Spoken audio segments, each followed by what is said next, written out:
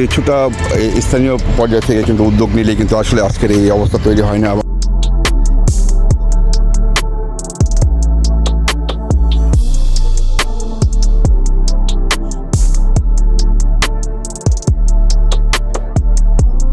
যে পরিবহন চলাচল করবে নির্বিঘ্নে তা কিন্তু করতে পারছে না।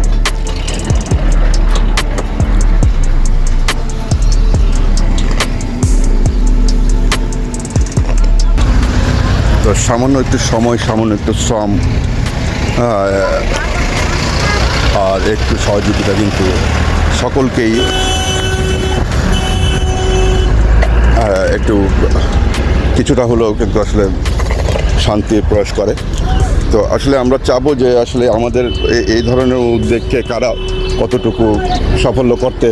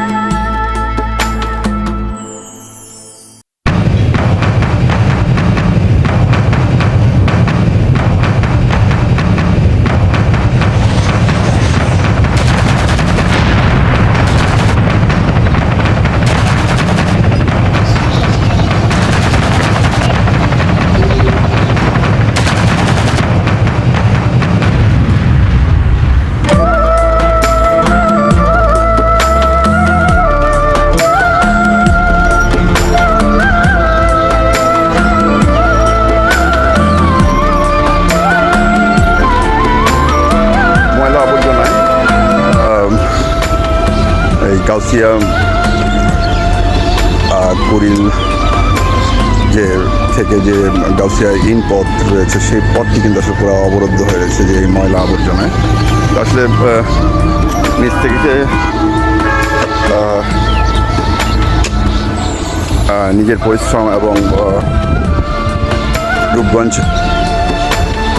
উপজেলা নির্বাহী সম্মতিতে আসলে কিন্তু নিচ থেকেই কিন্তু এই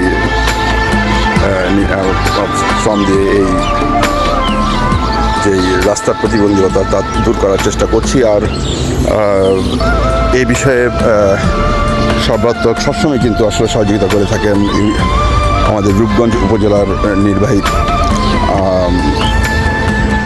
অফিসার। তিনি কিন্তু সর্বদাই এই সকল বিষয়ে কিন্তু আসলে সকলের যে চেষ্টা থাকে তার খুব কাছে থেকেই কিন্তু আসলে সম্মতি এবং যতটুকু সহযোগিতা করা দরকার থাকে তা কিন্তু করে দেখতে পাচ্ছেন যে কি একটি অবস্থা তৈরি হয়ে আছে এই ময়লার দুর্গন্ধ। তো তারই সাথে রয়েছে পর্যাপ্ত পরিমাণ